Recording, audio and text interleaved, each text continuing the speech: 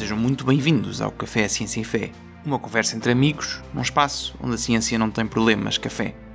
Relembro, se a relação da fé com a ciência é um tema que vos interessa, não se esqueçam de subscrever, pôr gosto e partilhar. Tudo isto são formas de nos ajudarem a continuar e a divulgar este podcast. Mas passamos já ao episódio de hoje.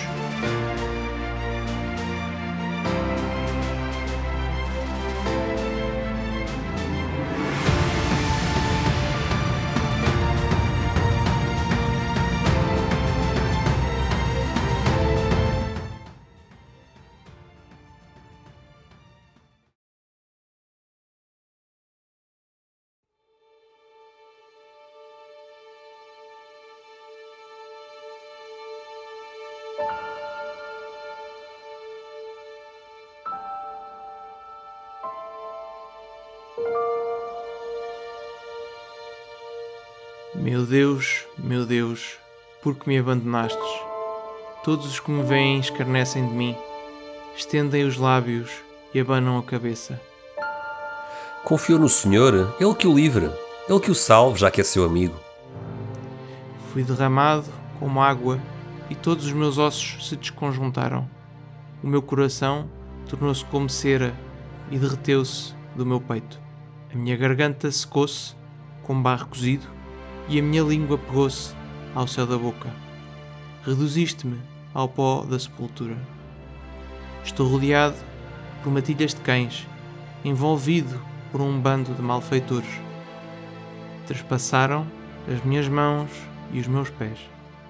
Posso contar todos os meus ossos. Eles olham para mim, cheios de espanto. Repartem entre si as minhas vestes e sorteiam a minha túnica. Hão de lembrar-se do Senhor e voltar-se para Ele todos os confins da terra.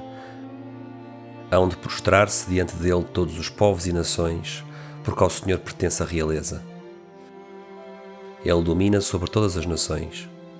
Diante dele hão de prostrar-se todos os grandes da terra, diante dele hão de inclinar-se todos os que descem ao pó e assim deixam de viver. Uma nova geração o servirá e narrará aos vindouros as maravilhas do Senhor. Ao povo que vai nascer, dará a conhecer a sua justiça e contará o que ele fez.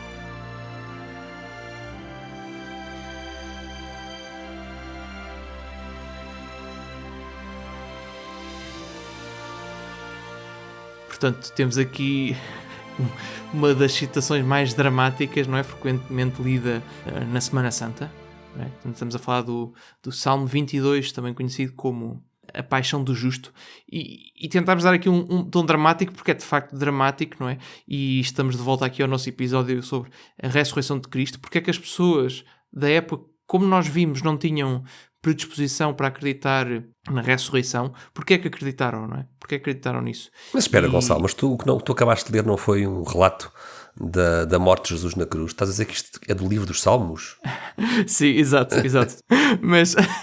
mas de facto a leitura de facto é do livro dos Salmos, escrito várias centenas de anos antes da paixão de Cristo, não é? E isto é um daqueles pontos essenciais, é que não só houve os argumentos históricos que nós já vimos, não é? Das pessoas terem visto Cristo ressuscitado, não é?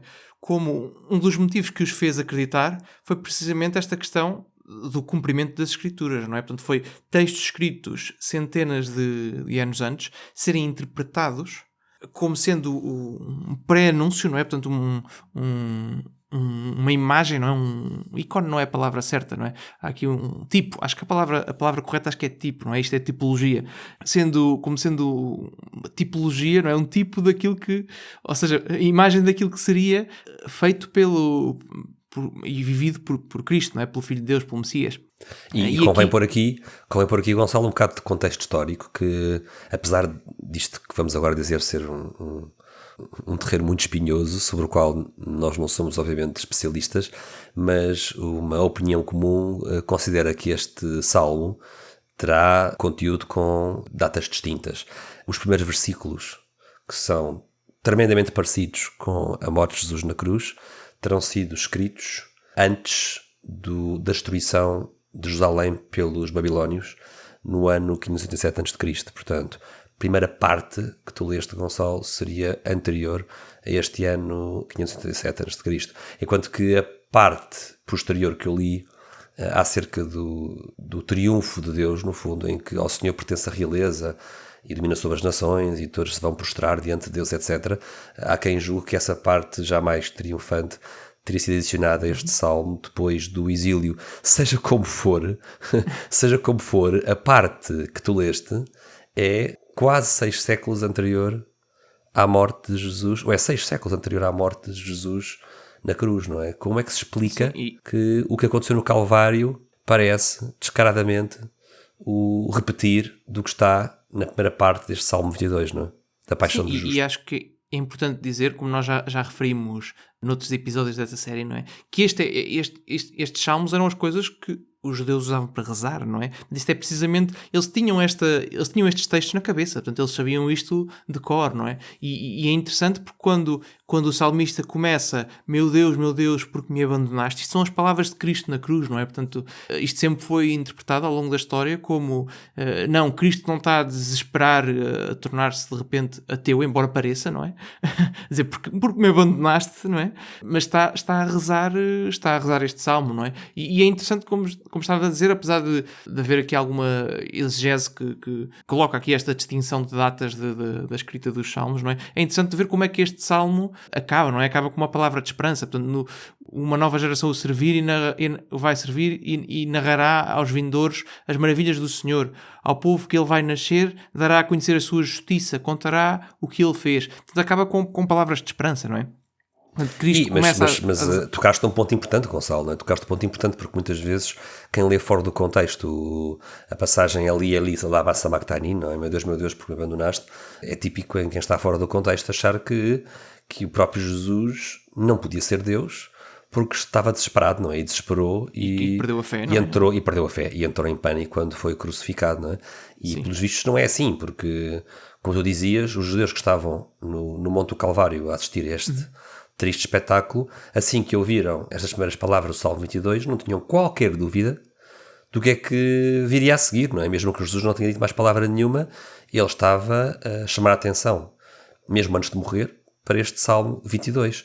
E seria um bocadinho, Gonçalo, como se nós ouvíssemos alguém a dizer o primeiro verso do Pai Nosso, saberíamos exatamente o que é que vinha a seguir, não é? E, portanto, não há dúvidas nenhumas de que Jesus, antes de morrer, está a pedir para as testemunhas oculares que ali estão, para se lembrarem do Salmo 22. E como tu disseste, esse Salmo acaba com uma mensagem de esperança. Sim, eu estava a imaginar o exemplo que me veio à cabeça era bem menos santo, não é? Estava a pensar alguém a começar uma situação destas a dizer as armas e os barões assinalados, não é? Toda a gente sabia o que é que vinha a seguir. Não teria dúvida nenhuma de que aí vem, não é? Sim, ou seja, são coisas que as pessoas reconhecem. Ou seja, é como começarmos quem diz a primeira estrofe de uma música conhecida, sabe-se o que é que aí vem, não é? Mesmo que a pessoa não diga o resto. Isto, nesse contexto, seria algo deste estilo, não é? E agora, Gonçalo, tu já reparaste que se nós conseguirmos tentar colocar-nos na pele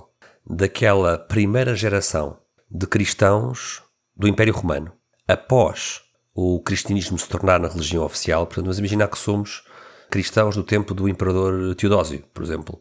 O Império Romano já é todo ele cristão, o cristianismo já é a religião oficial. Repara como é que eles terão lido estes versículos do Salmo 22. Diante dele onde prostrar-se todos os grandes da terra. Uma nova geração o servirá e narrará aos vindouros as maravilhas do Senhor. Não é incrível? Ou seja, estes primeiros cristãos do Império Romano, já oficialmente cristianizado, não é? E que sabem da perseguição que foi feita por imperadores, não há muito tempo atrás, não é? Aos cristãos. E que muitos deles viveram isso, não é? Muitos deles viveram isso. Muitos deles viveram isso, não é? Qual não será a reação deles de espanto ao ver que este final do Salmo 22 é o cumprimento que está a acontecer na vida deles, não é? Na própria geração deles, eles assistem ao facto de que o Império Romano, já cristianizado, domina agora sobre todas as nações. O Império Romano agora é todo cristão. Está nascida e a viver esta nova geração que vai servir Jesus, não é? É incrível, não é? Isto é incrível. E acho que eu estava a pensar também, era no caso dos outros antes desse, não é? Que ainda só estão a ver esta parte do estou rodeado por matilhas de cães, envolvido por um bando de malfeitores, não é? Sim, só isso já é espantoso, não é? Sim, e ter esta esperança do final do Salmo, não é? E é interessante como aqui numa leitura um bocado mais pessoal, não é? Como Deus utiliza aquilo que parece o seu momento de maior fraqueza, não é? A sua morte, para vencer, não é? Através da sua morte que ele vence o pecado e a própria morte, não é? E é interessante ver essa manobra. Portanto, ele não chega como conquistador e obriga-nos a todos a acreditar. Não, ele dá-se por amor e através da sua morte vence a morte e traz-nos a possibilidade de vencer a morte também. Portanto, isto é uma leitura um bocadinho mais pessoal, nós estamos a tirar isto aqui direto deste texto apenas, mas acho que é sim, e regressando aqui ao argumento do Brand Peter, o Brand Peter diz que, apesar de ter havido pessoas que não acreditaram na ressurreição de Jesus, muitos acreditaram. E regressamos aqui à pergunta dele, não é? Ou seja, porquê é que muitos acreditaram? Porque viram, em várias passagens, nomeadamente no Salmo 22, viram eles mesmos, testemunhas da morte de Jesus na cruz, que a profecia do Salmo 22 estava a acontecer à frente dos olhos deles, não é? O cumprimento das Escrituras. É verdade que depois foi preciso parar mais tempo para ver a conversão de todo o Império Romano à cruz, não é? Isso demorou uns quantos séculos a acontecer, não é? Mas já o começo do Salmo 22 está a desenrolar-se às portas de Jerusalém, no monte do Gólgota, não é? À frente de quem estava lá a testemunhar a morte de Jesus na cruz. Sim, e há coisas interessantíssimas, não é? Por exemplo, quando se diz que para tirarem o Cristo e os outros dois malfeitores da cruz, partiram as pernas aos malfeitores para eles morrerem, não é? E Cristo viram que ele já estava morto, então não lhe partiram as pernas, não é? Isto também foi interpretado ao longo da história como sendo um cumprimento não só das prescrições dadas no Levítico de como preparar o cordeiro pascal, não é? Não podia ter nenhum osso partido, não é? Como também aqui deste salmo, quando ele diz posso contar todos os meus ossos, portanto, os ossos estão todos, estão inteiros, não é? Sim, mas nenhum foi partido, não é? A contagem vai dar certa, não é? Sim. Sim. E isto é um detalhe interessante porque Cristo é aqui... Depois, depois há várias leituras disto, não é? Não vamos aqui entrar em leituras excessivamente teológicas, não é? Mas Cristo desta forma é identificado com o Cordeiro Pascal, não é? Por isso é que há também aquela passagem famosa de São João Batista, não é? Eis o Cordeiro de Deus que tira o pecado do mundo, não é? Portanto, essa identificação de Cristo com o Cordeiro tem a ver também com este cumprimento das Escrituras que se faz com a sua paixão. Mas há aqui outras coisas e que são também interessantes notar. Não sei se querias acrescentar aqui alguma coisa antes de passarmos ao próximo ponto. A única coisa que eu queria acrescentar é que o Brand Peter, no livro dele, The Case for Jesus, diz uma coisa muito engraçada, que ele, quando costuma começar... Já não me recordo se ele diz que quando começa um ano letivo ou quando começa a Era exatamente isso que eu ia dizer, mas força, segue. Sim, eu não me recordo se ele costuma fazer esta pergunta no começo do ano letivo ou quando começa a falar sobre a ressurreição. Mas ele no fundo pergunta... Quando começa um curso. Ele pergunta aos alunos se alguém sabe quais é que são as passagens das Escrituras que Jesus cumpriu. E nós acabámos de ver uma delas, não é? Que foi o Salmo 22, e agora passaríamos a outros exemplos, não é? Uhum. E acho que a pergunta é mais específica. Acho que é quando se diz que Jesus ressuscitou ao terceiro dia conforme as Escrituras, a que Escrituras é que se estão a referir, não é? Exatamente. E temos aqui dois exemplos disso, não é? Temos o exemplo de São Mateus, não é? Em que Jesus diz: geração má e adúltera reclama um sinal que não lhe será dado, mas não lhe será dado outro sinal a não ser o do profeta Jonas. Assim como Jonas esteve no ventre do monstro marinho 3 dias e 3 noites, assim o Filho do Homem estará no seio da terra 3 dias e 3 noites. Portanto, aqui ele diz claramente quais são as Escrituras a que ele se está a referir, não é? Sim, o livro profético de Jonas, não é? Sim, mas por exemplo, quando Paulo diz naquela passagem que nós referimos anteriormente, não é, que Cristo ressuscitou ao terceiro dia conforme as Escrituras, não é? As Escrituras que ele está a referir são estas, não é? Portanto, estamos a falar do livro do profeta Jonas e é bastante interessante porque quando olhamos para o profeta Jonas, e aqui depende um bocado da tradução, não é? Mas a tradução, quando pegamos, por exemplo, aqui na tradução que nós temos utilizado aqui da Bíblia, que é dos capuchinhos, não é? Também das Capuchinhos e da difusora bíblica, não é? Portanto, se nós virmos, por exemplo, por acaso uma coisa que achei interessante aqui na forma como isto está descrito aqui no Profeta Jonas, portanto, o texto a que nos estamos aqui a referir, não é? Se nós formos ao capítulo 2, o Brand Pitt lá, ele chama a atenção para uma coisa. Ele diz que muitas das traduções da Bíblia dizem que Jonas estava a dormir no ventre do peixe, não é? Portanto, Jonas é aquele célebre episódio, não é? Portanto, Deus manda Jonas ir dizer às pessoas de Nínive para se arrependerem. Jonas não está para aí voltado e foge, não é? Mete-se num barco, o barco começa a ter problemas, eles percebem que tem a ver com Jonas e mandam-no borda fora, não é? Mandam-no borda fora, ele é comido por um peixe, não é? E depois está 3 dias e 3 noites na barriga do peixe. E se nós formos ver o capítulo 2 do livro de Jonas, no Antigo Testamento, ele diz: o Senhor fez com que ali aparecesse um grande peixe para engolir Jonas. E Jonas esteve 3 dias e 3 noites no ventre do peixe. Jonas fez esta oração ao Senhor, seu Deus, no ventre do peixe, dizendo: na minha aflição invoquei o Senhor, e Ele ouviu-me. Clamei a Ti do meio da morada dos mortos. Este do meio da morada dos mortos é fundamental, porque ele diz que há muitos sítios em que a tradução dá a entender que Jonas estava a dormir. Mas aqui é mais claro que Jonas não estava a dormir dentro do peixe, não é? Jonas morreu. E aquelas pessoas, Gonçalo, assim, mais céticas, costumam dizer assim: mas como é que isto é possível levar esta história a sério se um ser humano que fosse engolido por um animal marinho de grande dimensão teria que ou morrer sufocado por falta de oxigênio, ou morrer por causa dos ácidos gástricos do animal, não é? Ou de qualquer outra razão. Quer dizer, não é credível que um ser humano sobrevivesse a uma experiência destas. E quando nós relemos Jonas, verificamos, não é? Como diz o Brand Pitt, verificamos que Jonas não sobreviveu, não é? Jonas morreu. E é interessante como esta passagem na tradução portuguesa está assim. Mas já agora digo aqui mais um detalhe. Nós estamos aqui a falar da historicidade desta passagem, não é? Se isto de facto aconteceu ou não, não é isso que está a ser discutido aqui neste episódio. Poderemos talvez analisar esse tema no outro dia. Eu nesse aspecto, pelo menos eu não sei o que é que os exegetas dizem sobre isto, não é? Se é histórico ou não, mas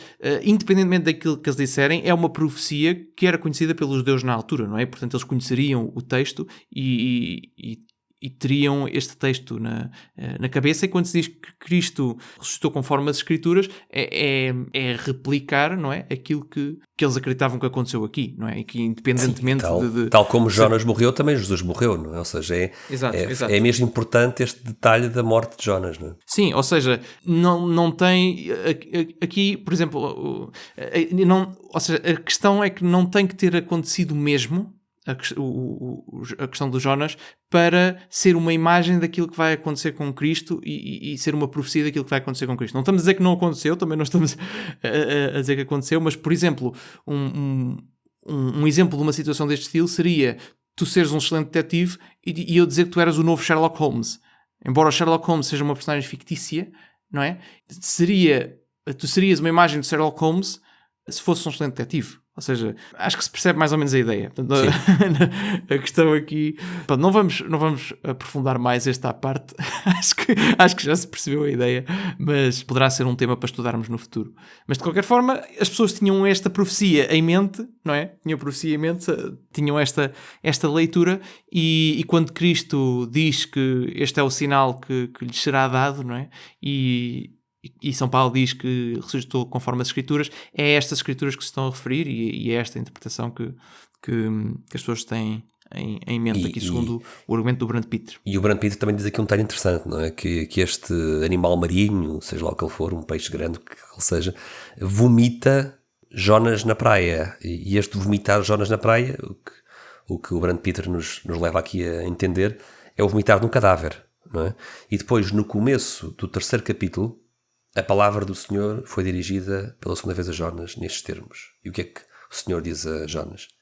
Levanta-te e vai a Nínive. Levanta-te. Que tem uma semelhança interessante, não é? Com as palavras que Jesus diz àquela menina... A filha de Jairo, não é? A filha de Jairo que estava morta, que ele diz, levanta-te. A menina levanta-te, o Talitha cum. E portanto o Brand Pitt faz aqui uma... Eu te ordeno, levanta-te. O Brad Pitt faz aqui também um paralelismo, não é? De que isto é uma ordem Brand do próprio Deus. Brand Pitt. Disseste o Brad Pitt. O Brad Pitt. Não, disse não, se calhar passou. A hora já vai avançada, mas ainda não vai, em princípio ainda não estarei a confundir os dois. O Brad Pitt... Isto tinha graça. Tinha.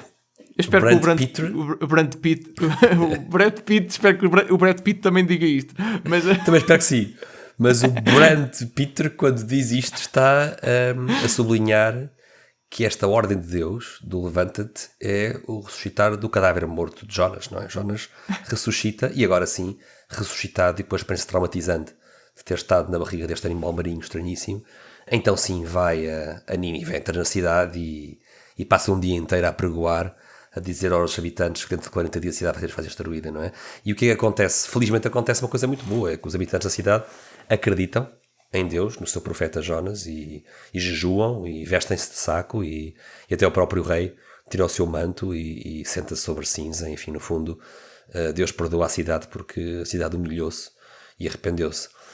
Mas no fundo Jesus, mais do que uma vez, vai buscar a história de Jonas, não é? Para dizer a esta geração, mais nenhum sinal lhes será dado a não ser o seu sinal de Jonas, mas a importância que tem a história de Jonas como sinal profético do que Jesus vai fazer. E é engraçado para vermos também a humanidade destas pessoas, não é? Que depois o livro de Jonas acaba com Jonas meio chateado por eles terem convertido. Porque quer dizer, eles são... eles são os tipos péssimos, pá, estão fartos de pecar. Eu quero é que Deus lhe faça chover fogo sobre eles, pá, uma coisa assim, como os filhos do trovão, não é? Aqueles dois apóstolos a dada altura. Sim. Queres que façamos descer fogo sobre eles, não é? E Deus depois repreende Jonas, pá, o que é que estás a dizer, pá? Eles terem... Temos aqui mais um exemplo de embaraço, não é? Ou seja, é embaraçoso, isto deve ter acontecido, porque isto é embaraçoso o Jonas estar a ter esta birra, não é? Mas é credível. Sim, quer dizer, por isso mesmo. Ele foi lá, foi lá muito contra a vontade dele, não é? Pregou, eles arrependeram-se e ele ainda fica chateado por eles se arrependerem, quer dizer... É absurdo, mas é muito humano, como tu dizes. Sim, é muito humano, quer dizer, ele no fundo parece que queria que eles não se arrependessem, que Deus os castigasse para ele poder dizer, eu avisei, não é? O prazer de dizer eu avisei, não é? É muito humano, não é? Apesar de não ser recomendável, é muito humano. Mas é engraçadinho.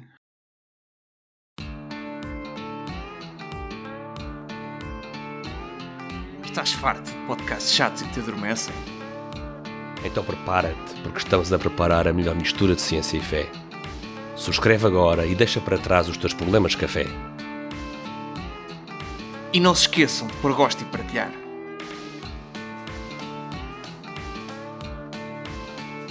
Não parecia o George Clooney, pois não?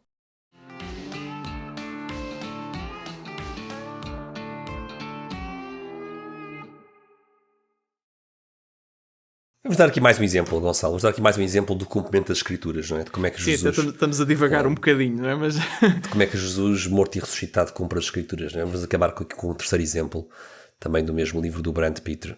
E aqui o exemplo que ele dá é quando Jesus se refere ao templo do seu corpo. Uma passagem um pouco enigmática, quando foi proferida na altura, não é? E que só se tornou mais óbvia quando o próprio Jesus ressuscita. E então estamos, por exemplo, em São João. O que se passa é que está próximo à Páscoa, Jesus sobe a Jerusalém, não é? Que fica num ponto alto, encontra no templo os vendedores de bois, de ovelhas, de pombas, os cambistas, faz o chicote de cordas, não é? O famoso episódio da expulsão dos cambistas, e os discípulos na altura lembraram-se do que estava escrito, dessa passagem do Antigo Testamento que dizia: o zelo da tua casa me devora. Portanto, Jesus consumido pelo zelo pela casa do Pai, pelo templo. Então Jesus perguntaram a Jesus: que sinal é que tu nos dás de que podes fazer isto, não é? De que podes expulsar estes cambistas e fazer este espalhafato todo? E Jesus responde aos judeus, diz ele: destruí este templo e em 3 dias eu o levantarei. E os judeus ficaram perplexos, não é? Mas o que ele está a falar do templo de Salomão? E ele diz, e eles dizem a Jesus: 46 anos levou este templo a ser construído e tu vais levantá-lo em 3 dias? Mas depois continua o Evangelho de João, diz que Jesus falava do templo do seu corpo. Por isso, continua São João, quando Jesus ressuscitou dos mortos, os seus discípulos recordaram-se de que ele o tinha dito e acreditaram na Escritura e nas palavras que Jesus tinha proferido. Portanto, só quando Jesus ressuscitou é que entenderam esta passagem em que Jesus disse que iria destruir e levantar em 3 dias o templo do seu corpo. E São Marcos também tem uma passagem semelhante à de São João também. Sim, quando estão a acusar Jesus, não é? Para tentar condená-lo à morte, há alguém que diz: ouvi-mo dizer, demolirei este templo. Portanto, repara na diferença, não é? Eles estão a acusar Jesus de ter dito que o próprio ia demolir o templo. Demolirei este templo construído pela mão dos homens e em 3 dias edificarei outro que não será feito pela mão dos homens. Não é? Mas, de facto, Cristo não disse que ia demolir o templo, não é? Sim, o que ele disse foi: se vocês destruírem este templo que sou eu, em 3 dias vou levantá-lo. Está a falar sobre ele próprio, não é? Sim, mas aqui, ao mesmo tempo, a linguagem é um bocado equívoca, não é? Entre ele e o templo, e isso é propositado, não é? Ele está ao mesmo tempo, ele está-se a identificar com o templo, não é? Que é o lugar onde está guardado o Santo dos Santos, mais importante, a coisa mais importante que os deuses tinham, não é? E por acaso, agora não consigo reproduzir aqui, mas neste livro do Brand Peter, o que nós temos estado a citar, do Case for Jesus, não é? Ele fala um bocado nisto, em como o templo era a imagem de Deus por ter lá o Santo dos Santos, e era a imagem até do universo inteiro. O templo estava construído de maneira a ser uma imagem do universo inteiro, não é? E é engraçado como Cristo está aqui a identificar com este templo e acaba por... agora não consigo reproduzir aqui da melhor forma, ele tem isto bem explicado no livro, não é? Mas acho que é interessante esta linguagem equívoca que não é... É propositada de alguma forma, não é? Ou seja, porque se nós nos lembrarmos de como era a organização do espaço dentro do primeiro e também do segundo templo de Jerusalém, o que nós temos, como tu dizias, Gonçalo, é o Santo dos Santos, que é um grande véu para lá do qual só passam os sacerdotes. Para lá desse véu do Santo dos Santos não entra o comum dos mortais. E o que é que está atrás do véu? Não é? E só uma vez por ano. E o que é que está atrás do véu? Está a Arca da Aliança. E os judeus acreditavam que Deus se manifestava entre as asas dos querubins, daqueles anjos que estavam colocados por cima da tampa da Arca da Aliança. A Arca da Aliança guardava as tábuas dos 10 mandamentos e outros objetos importantes, e era tapada, coberta com uma tampa sobre a qual estavam 2 querubins cujas asas apontavam uma para a outra. E os judeus acreditavam que Deus se manifestava nessa tampa dessa Arca da Aliança, que a presença de Deus era muito visível ali. E por isso, no fundo, Jesus, como sendo Deus feito homem, não é? Deus que se faz próximo dos homens, ele próprio também representa, não é? De uma forma ainda mais definitiva, não é? Essa presença que é ainda misteriosa no Santo dos Santos, não é? Na Arca da Aliança, é o próprio Deus que se faz carne no meio dos homens, não é? Portanto, como tu dizes, a analogia é muito propositada, não é? Porque, na verdade, Jesus é ainda mais, de forma ainda mais literal, ele é a presença de Deus entre nós. Exato. Aliás, ainda mais de forma mesmo literal, não é? De forma literal. E pronto, e é bastante interessante este paralelo aqui. Então, Gonçalo, um dia devíamos fazer um episódio só sobre esta questão da Arca do Antigo Testamento e da Arca da Aliança, porque o Brand Peter insiste muitas vezes nisto, que nós, católicos, cristãos em geral, nós devíamos estudar muito mais o judaísmo. Para entendermos... E tudo aquilo que é esquisito, não é? Tudo aquilo que nos parece esquisito tem raízes judaicas profundas, não é? Muito profundas.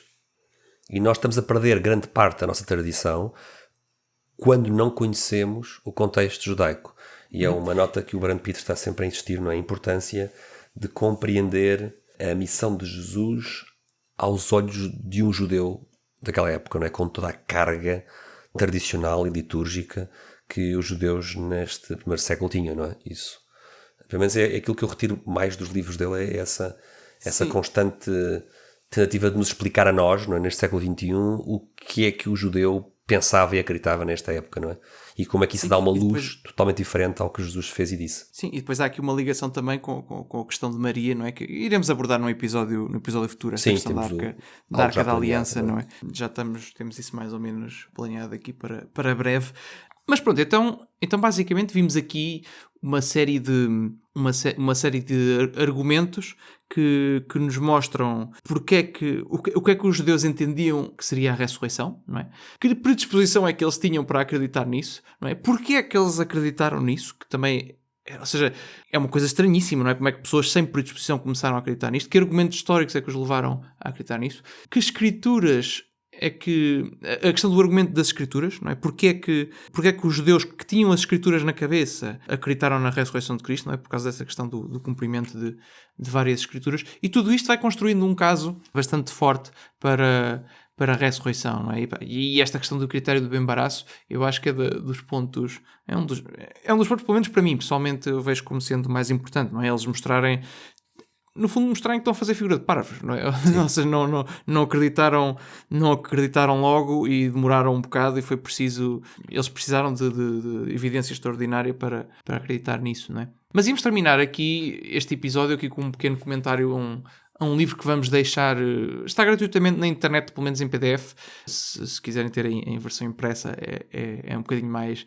Tem que se encomendar ou encontrar em algum sítio onde se venda, não é? Que é um livro chamado Nas Pegadas da Nossa Fé e que achámos que era relevante referir aqui porque vai muito na direção desta questão do o que é que nós sabemos sobre o que de facto aconteceu e as evidências arqueológicas para o que de facto aconteceu, não é? E é interessante que isto vai buscar aqui umas imagens e uns estudos feitos pela National Geographic e nós temos aqui uma série de imagens que vão poder consultar no livro que vamos deixar, com os links que vamos deixar na descrição, não é? E que tem aqui uma série que é interessantíssima, não é? Que vai mostrando a evolução deste espaço, não é? Do Calvário e do local onde Cristo foi sepultado, como é que era na altura dos romanos, não é? E como é que foi evoluindo ao longo do tempo.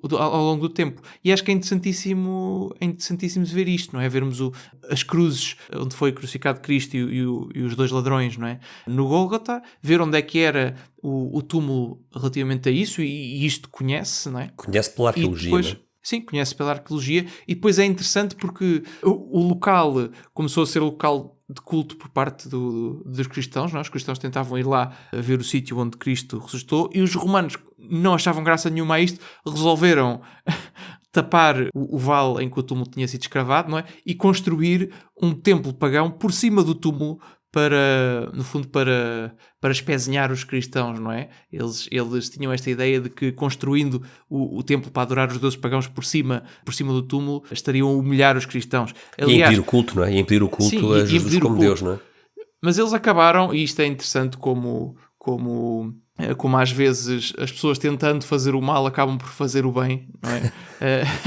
Deus não dorme. Eles ao tentarem humilhar os cristãos e faziam coisas que não vale a pena estarmos aqui a descrever nesse templo lá por cima, não é? Ao tentarem humilhar os cristãos, eles marcaram o local de forma inequívoca, não é? Portanto, os cristãos daquela zona, toda a gente sabia que o túmulo de Cristo estava por baixo daquele templo. E, portanto, fizeram um templo pagão, ficou marcado. Sim, e depois ainda fizeram outra coisa, que é, como eles... Na visão deles era mais humilhante se o túmulo ficasse inteiro, eles não destruíram o túmulo, meteram só o templo por cima, porque é claro, se aquilo for arrasado e reduzir o túmulo a pó, não é humilhação nenhuma, quer dizer, é um bocado, mas é mais humilhação se o túmulo estiver lá de baixo intacto, não é? Sim, no fundo, portanto, eles mantiveram o templo pagão. Exato. Portanto, eles mantiveram o túmulo intacto, construíram o templo por cima, fizeram coisas horríveis lá em cima que não vale a pena falar aqui, não é? Mas o que é facto é que marcaram o local e quando o Império se converteu, destruiu-se o túmulo. E não é que se encontra por baixo desse templo, não é? O templo foi destruído. Destruiu o templo e não é que se encontra por baixo do templo pagão o túmulo de Cristo. Tudo e depois intacto. teve aqui intacto, exato. E depois tem aqui... Pronto, e o túmulo foi aberto recentemente pela National Geographic, dá para procurar... Sim, há vídeos disso. Há vídeos disso. O que é interessante é que hoje, se viajarmos a Jerusalém e formos à Basílica do Santo Sepulcro, nós vamos encontrar, apesar de todas as alterações artísticas ao longo dos séculos, não é?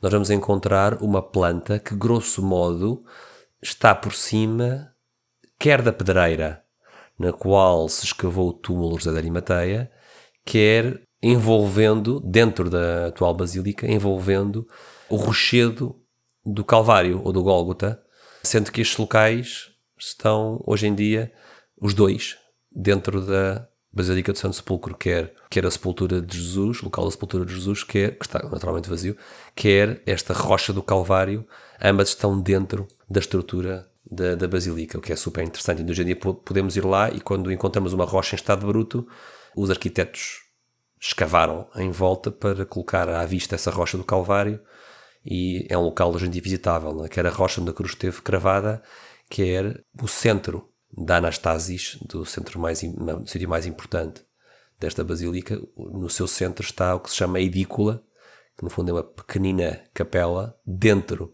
da basílica, que foi erigida por cima do túmulo. E como dizias, Gonçalo, aqui há pouco tempo a National Geographic fez um documentário e acho que financiou também o projeto de capar e escavar até se chegar à própria pedra sobre a qual se pensa que o corpo de Jesus esteve morto durante aqueles 3 dias.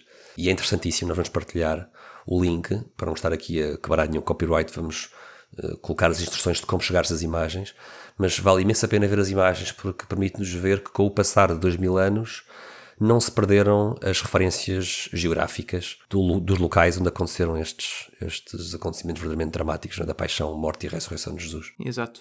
Portanto, estamos aqui já a chegar ao fim. Uma das coisas que lembrei que podíamos falar, nós já referimos isto no início, foi a questão quando eu me enganei no título do livro, o Case for Christ, o Case for Christ e o Case for Jesus, não é? O Case for Christ, que é do Lee Strobel, que era um jornalista ateu que se converteu e hoje é cristão protestante, não é? Mas uma das coisas que ele diz, uma das coisas que achámos interessante referir aqui, durante o processo de raciocínio que levou à sua conversão, foi ele dizer: ok, eu não tenho que ter uma fotografia do momento da ressurreição, não é?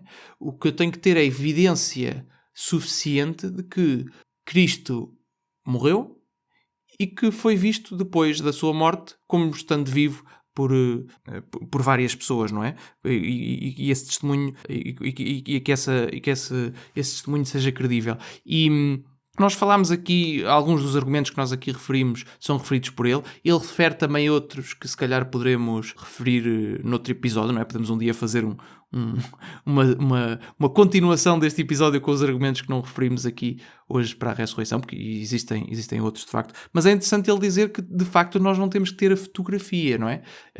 E apesar de dizermos que não temos de ter a fotografia, há aqui uma coisa interessante que falaremos um dia, não é? A questão do sudário, mas ele diz isto e eu acho que é uma perspectiva interessante. Pode não ser uma prova, mas se Cristo morreu e depois foi visto vivo e temos motivos credíveis para achar que ele foi visto vivo depois de ter morrido, não é? Então é razoável acreditar na ressurreição.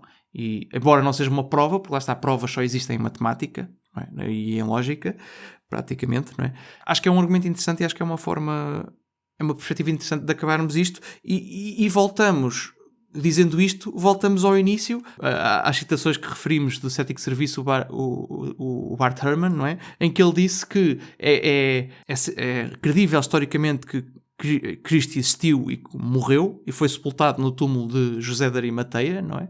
E que as mulheres encontraram o túmulo vazio, portanto até o cético diz isto, não é? E também é provável, pelo aquilo que se vê, que tenha havido discípulos a vê-lo depois de morto, ou pelo menos que dizem que o viram depois de morto e que estão a ser honestos sobre isso, não é? Portanto, até o cético concorda com isto e, portanto, embora ele possa arranjar outra explicação para este resultado, não é? Para esta perspectiva histórica, é razoável fazer este raciocínio do Lee Strobel, não é? E dizer se ele estava morto e foi visto depois, então é porque ressuscitou, não é? E embora isto não chegue, não é? Podemos arranjar aqui outros argumentos para completar este caso. Acho que por hoje ficamos por aqui. Não sei se querias acrescentar alguma coisa, Bernardo. Eu só queria acrescentar que nós um dia vamos ter que fazer um episódio acerca aqui de uma história muito peculiar que tem a ver com o fim do templo pagão que se construiu neste local e com a construção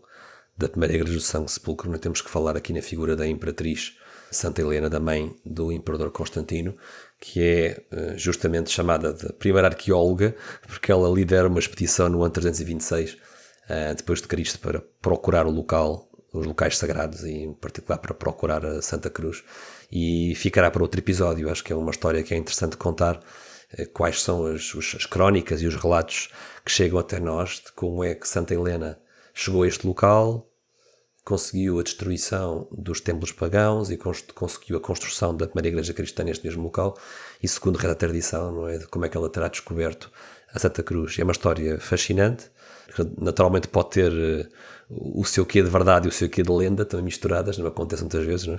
Mas é um tema tão rico que acho que merece, Gonçalo, um episódio à parte, e quando virem os diagramas que vamos partilhar, vai ser fácil ver uma referência à Capela Santa Helena e também ao que se chama a Capela da Invenção da Cruz. Convém-se ter só presente, não é, que por tradição chama-se esta capela a Capela da Invenção da Cruz, mas que aqui a palavra invenção vem do latim invenire, que significa descobrir. Portanto, na verdade, em português moderno, isto ficaria Capela da Descoberta da Cruz.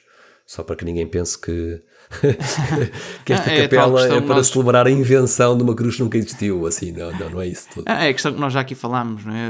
As palavras às vezes mudam de nome, mas pronto, acho que foi interessante. Vimos aqui a perspectiva muito baseada na perspectiva do Brand Pitt, não é? Mas acho que, como estavas a dizer, além disso, temos aqui outros temas que poderemos usar para enriquecer isso. E acho que isto é um tema fascinante. A parte arqueológica é fascinante, sim. Sim, e acho que vamos ter que fazer também uma versão 2 daqui dos argumentos da ressurreição, porque há aqui uma série de outros que não foram referidos hoje e que são também interessantes, mas acho que poderemos guardar para outro. Tu fazes bem dizer isso, Gonçalo, porque convém também acabar neste tom dizendo aos nossos ouvintes que provavelmente muitos deles não fazem ideia da complexidade do trabalho académico nos últimos 20, 30 anos deste tema. Para já o tema é um tema muito rico, não é? Há 300 anos que se escreve sobre isto de forma académica, mais de 200 pelo menos, de forma académica.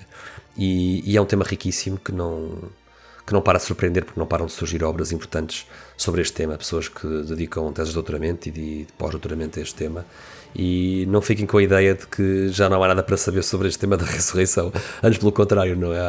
Há calhamaços muito importantes que devem ser lidos e outros que ainda hão de sair no nosso tempo de vida, e por isso não fiquem com a ideia de que estes poucos argumentos que nós trouxemos aqui do Brand Peter esgotam o tema. Este tema é mais para abrir o apetite, porque o tema é um tema muitíssimo rico e profundo. Exato. Portanto, com isto ficámos aqui com terminámos assim a visão geral desta nossa série, não é? Começámos por ver os argumentos para os evangelhos serem documentos históricos de grande qualidade, não é?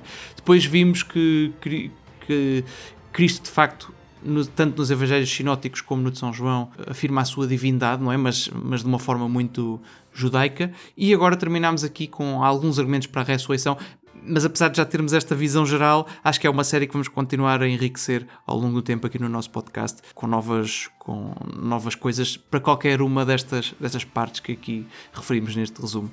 Mas, é isso mesmo, Gonçalo. Pronto, acho que ficamos por aqui. Obrigado, Bernardo, por este bocadinho. E pronto, e se gostam destes temas e se acham que são temas que vos interessam, não se esqueçam de subscrever por gosto e partilhar. Enviem-nos o vosso feedback através do YouTube ou das outras plataformas.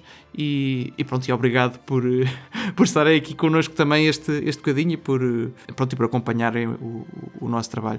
Então, obrigado especial também àqueles que eu sei que são poucos, mas que existem, que ouvem todos os episódios. Merecem aqui um destaque especial. Obrigado pela vossa fidelidade aqui ao nosso trabalho. E até breve. Gonçalo. Obrigado. Um grande abraço e até à próxima.